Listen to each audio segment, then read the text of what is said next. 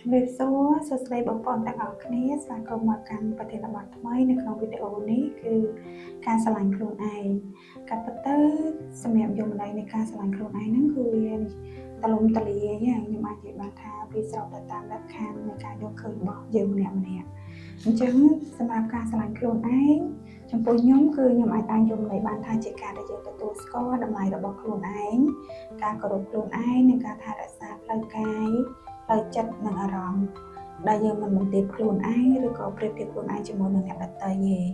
យើងឃើញថាក្នុងជីវិតប្រចាំថ្ងៃមនុស្សជាច្រើនតែងតែខិតខំប្រឹងប្រែងដើម្បីបំពេញតួនាទីរបស់ខ្លួនឲ្យគ្រួសារសង្គមនិងអ្នកនៅជុំវិញខ្លួនពេញចិត្តជាទូទៅយើងតែងតែព្យាយាមធ្វើឲ្យគ្រប់យ៉ាងឲ្យបានល្អដើម្បីទទួលបានការទទួលស្គាល់និងការសរសើរផ្សេងៗប៉ុន្តែអ្នកទាំងអស់គ្នាដឹងទេថានៅក្នុងការរវល់ទាំងអស់នេះ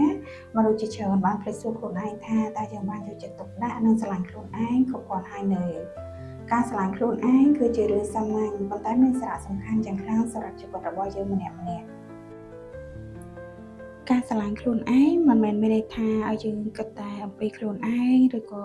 យើងអត់យកចិត្តទុកដាក់ជាមួយអ្នកដទៃទេប៉ុន្តែផ្ទុយទៅវិញវាជាការទទួលស្គាល់ថាយើងក៏ជាមនុស្សម្នាក់ដែលមានតម្លៃមានអារម្មណ៍និងមានសិទ្ធិទទួលបាននូវសេចក្តីសុខដូចអ្នកដទៃផងដែរវាជាការគោរពខ្លួនឯងនិងទទួលយកខ្លួនឯងដោយមិនចាប់បាច់ផ្លាស់ប្ដូរអត្តសញ្ញាណរបស់ខ្លួនដើម្បីឲ្យសមទៅនឹងការរំពឹងទុករបស់អ្នកដទៃគ្រប់គ្នាសុទ្ធតែមានចំណុចល្អនិងចំណុចខ្សោយអត់មាននរណាម្នាក់ដែលល្អឥតខ្ចោះទេដូចនេះការស្រឡាញ់ខ្លួនឯងគឺជាការដែលយើងហ៊ានទទួលយកនូវភាពល្អឥតខ្ចោះឬក៏ភាពមិនល្អឥតខ្ចោះរបស់ខ្លួនដែលមិនបន្ទោសឬក៏រិះគន់ខ្លួនឯងពេកទេនៅពេលដែលយើងធ្វើខុសយើងគួររៀនអភ័យទោសឲ្យខ្លួនឯងហើយយកកំហុសទាំងអស់នោះជាមេរៀនដើម្បីអភិវឌ្ឍខ្លួនឯងឲ្យកាន់តែប្រសើរការរិះគន់ខ្លួនឯងជានិច្ចចាស់វាអត់បានធ្វើឲ្យយើងល្អឡើងទេប៉ុន្តែវាអាចធ្វើឲ្យយើងបាត់បង់ទំនុកចិត្តនិងកម្លាំងចិត្តដែរ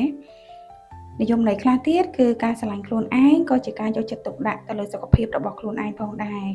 មនុស្សដែលស្រឡាញ់ខ្លួនឯងនឹងព្យាយាមថែរក្សាសុខភាពផ្លូវកាយដែលយើងញ៉ាំអាហារដែលមានគុណប្រយោជន៍ទៅដល់សុខភាពយើងគេងឲ្យបានគ្រប់គ្រាន់និងហាត់ប្រាណជាប្រចាំជាមួយគ្នានេះផងដែរយើងក៏យកចិត្តទុកដាក់ទៅដល់សុខភាពផ្លូវចិត្តដែលស្វែងរកពេលវេលាសម្រាប់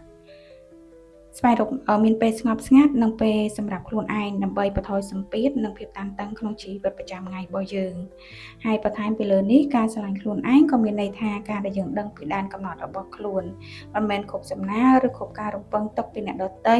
យើងត្រូវតែទទួលយកទាំងអស់ទេការដែលយើងចេះនិយាយពាក្យថាទេទៅលើអ្វីដែលយើងគិតថាមិនសមរម្យឬក៏លើសពីសមត្ថភាពរបស់ខ្លួនយើងគឺជារបៀបមួយនៃការគោរពនិងការការពារខ្លួនឯង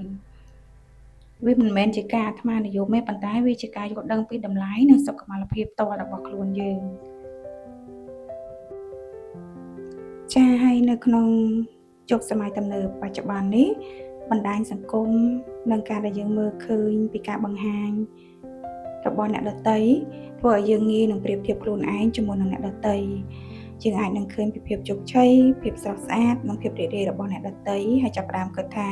ខ្លួនឯងល្អអត់ទាន់គ្រប់គ្រាន់ដូចនេះហើយការស្រឡាញ់ខ្លួនឯងគឺយើងត្រូវរៀនឈប់ប្រៀបធៀបនិងផ្ដោតលើដំណើររបស់ខ្លួនឯងព្រោះមនុស្សម្នាក់ៗមានផ្លូវជីវិតនិងពេលវេលានៃភាពជោគជ័យអត់ដូចគ្នាទេចាហើយការស្រឡាញ់ខ្លួនឯងក៏ជាការលើកទឹកចិត្តនិងអបអរសាទរខ្លួនឯងផងដែរនៅពេលដែលយើងសម្រេចបាននៅអ្វីមួយទោះបីវាជារឿងតូចតាចជាជំហានតូចៗក៏ដោយយើងគួរតែមានមោទនភាពចំពោះខ្លួនឯងព្រោះថាការទទួលស្គាល់និងអបអរនៅភាពដែលយើងខំប្រឹងប្រែងខ្លួនឯងហ្នឹងគឺជួយបង្កើនទំនុកចិត្តនិងកម្លាំងចិត្តដើម្បីបន្តដំណើរយើងទៅរកអ្វីដែលកាន់តែល្អប្រសើរជាងមុនទៅទៀតអញ្ចឹងជារួមមកខ្ញុំអាចសរុបបានថាការស្រឡាញ់ខ្លួនឯងវាគឺជាគ្រឹះសំខាន់សម្រាប់ជីវិតដែលសុខសាន្តមានតុល្យភាពនិងមានន័យនៅពេលដែលយើងចេះស្រឡាញ់និងគោរពខ្លួនឯងយើងនឹងអាចរស់នៅដោយភាពជឿជាក់មានសេចក្តីសុខក្នុងចិត្តនិងអាចចែករំលែកសេចក្តីស្រឡាញ់ទៅកាន់អ្នកដទៃបានយ៉ាងពិតប្រាកដដូច្នេះសូមចាប់ផ្ដើមស្រឡាញ់ខ្លួនឯងចាប់ពីថ្ងៃនេះទៅព្រោះមនុស្សដែលសមគួរទទួលបានសេចក្តីស្រឡាញ់ជាងគេគឺខ្លួនយើងផ្ទាល់សូមចាំថាមុននឹងយើងរងចាំឲ្យអ្នកដទៃយល់ចិត្តនិងស្រឡាញ់យើងសូមឲ្យទាំងអស់គ្នាហ៊ានស្រឡាញ់ខ្លួនឯងជាមុនសិនព្រោះនៅពេលដែលយើងឈរបានដោយខ្លួនឯងយើងនឹងមិនងាយរងចាំការទទួលស្គាល់ពីអ្នកដទៃទេការស្រឡាញ់ខ្លួនឯងមិនមែនជាចំណុចចាប់ផ្ដើមនៃភាពអាត្មានិយមទេប៉ុន្តែវាជាចំណុចចាប់ផ្ដើមនៃជីវិតដែលមានកម្លាំងទំនុកចិត្តនិងសេចក្តីសុខយ៉ាងពិតប្រាកដ ចាអញ្ចឹងខ្ញុំសូមជូនជាសញ្ញាសម្គាល់ខ្លះៗដែលបង្ហាញថាយើងកំពុងតែស្រឡាញ់ខ្លួនឯងណាបងប្អូនទាំងអស់គ្នាអាច